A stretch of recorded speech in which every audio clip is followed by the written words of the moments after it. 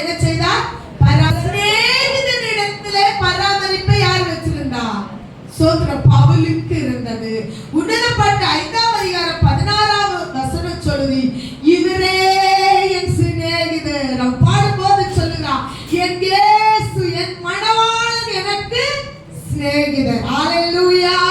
நம்ம இயேசுவை சிநேகிதராய் பார்த்தோமானால் அவர் நம்மளை பராமரிக்கிறார். இவரே என் சிநேகிதர், இவரே என் நேசர். நம்ம எப்படி இயேசுவை பார்க்கிறோம்? பராமரிப்பு என்றால் என்ன? உனக்கு தீமையை நன்மையாய் மாற்றுகிறார்.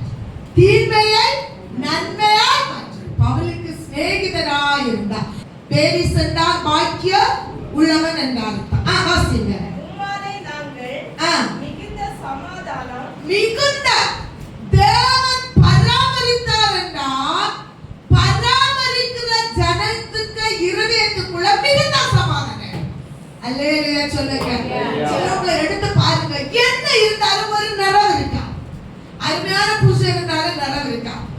கர்த்தருக்கு ஸ்தோத்திரம். அருமையான வீடு பிள்ளைகள் இருந்தாலும் ஒரு சந்தோஷம் இருக்கா. ஆனா தேவன் பராமரிக்கிறவருக்கு உள்ளத்துல மிகுந்த சமாதானம். அடுத்து சௌக்கியத்தை அனுபவிக்க, இரண்டாவது மிகுந்த சௌக்கியத்தை கர்த்தர் என்ன செய்வார்? அவங்களுக்கு பலவீனம் உலகத்துல எல்லாருக்கும் உண்டு. கர்த்தருக்கு ஸ்தோத்திரம். ஆனா அந்த பலவீனத்திலே கர்த்தர் சௌக்கியத்தை கொடுப்பார். அடுத்து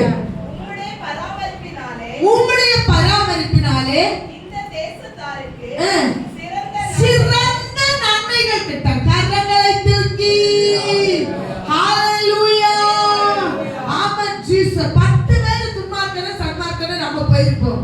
ஆனா அந்த இடத்துல தேவன் நம்மளை பராமரித்து கனப்படுத்தினார். சகல ஜனங்களை பார்க்கிலும் உனக்கு சிறந்த நன்மைகள் கிடைக்கும். ஹalleluya. ஹalleluya.